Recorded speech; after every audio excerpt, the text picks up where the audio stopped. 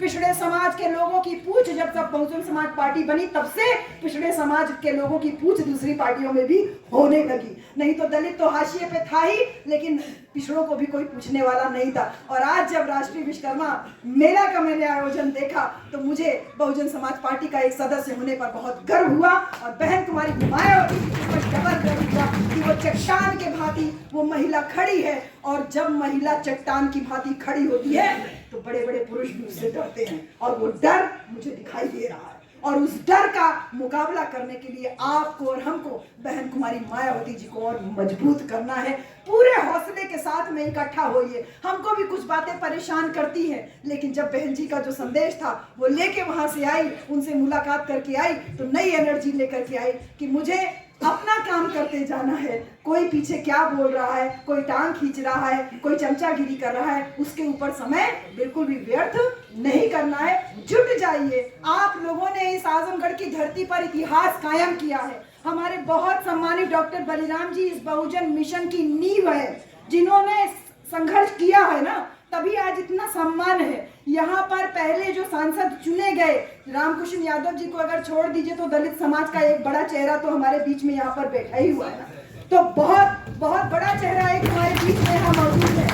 और जब तक सर हमारे बीच में है, हमको इनके अनुभव का लाभ लेना चाहिए। और इस अनुभव का लाभ आप केवल बैक बाइटिंग करके नुकसान कर रहे हो और कुछ नहीं है। आपको, हमको, सबको मिल करके जो आपका अनुभव है वो हम लोगों को जो मिले, उससे हम लोग इस मिशन को, मूवमेंट को आगे बढ़ाएं। यही एक बात लेकर के कि कभी भी हार नहीं मानना है। और माननीय बहन कुमारी मायावती जी के लिए मैं बस यही कहूंगी, जो एक बात मैं अक्सर उनके लिए बोलती, यही बात कह के अपनी बात खत्म करूंगी कि संघर्षों ने गढ़ा उनको। बहन कुमारी मायावती जी के लिए है ये, संघर्षों ने गढ़ा उनको, वो बहुजन की मसीहा हैं, मिशन और मूवमेंट की वही सच्ची खवैया हैं। अरे दलित, पिछड़े और मुसलमान और शोषितों की असली पालनहारा हैं कि उनको छोड़कर बोलो कौन रहनुमा हमारा है। बनी परिवर्तन की धारा, बनी परिवर्तन की धारा, स्मारकों को संवारा है। अमर इतिहास में दर्ज अब हर महापुरुष हमारा है। और ये देन केवल और केवल बहुजन समाज पार्टी और बहन कुमारी मायावती जी की देन है। आइए आज हम सब लोग बाबा साहब को अगर श्रद्धांजलि देना चाह रहे हैं तो सच्ची श्रद्धांजलि बहन कुमारी मायावती जी को मजबूत करने में है। बहन जी को कमजोर अगर करेंगे तो एक राष्ट्रीय पार्टी के राष्ट्रीय नेतृत्व को कमजोर अगर आपने हमने कर दिया तो ये जान के रखिए बाकी पार्टियां क्षेत्रीय हैं।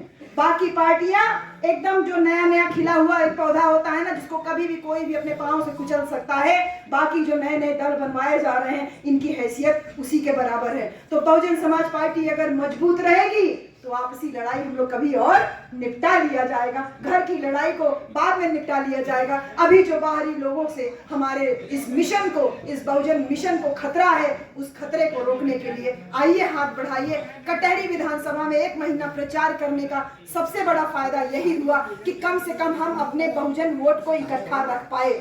नहीं तो फूट डालने के लिए तमाम लोग आगे आपके और हमारे आगे पीछे घूम रहे हैं। तो सावधान, सजगता के साथ में इस मिशन को आगे बढ़ाना है। बाबा साहब को सच्ची श्रद्धांजलि यही होगी जब 2027 में इस आजमगढ़ लोकसभा का इतिहास रहा है कि 8 की 10 में से कम 7 से 8 सीट बहुजन समाज पार्टी के खाते में रही है।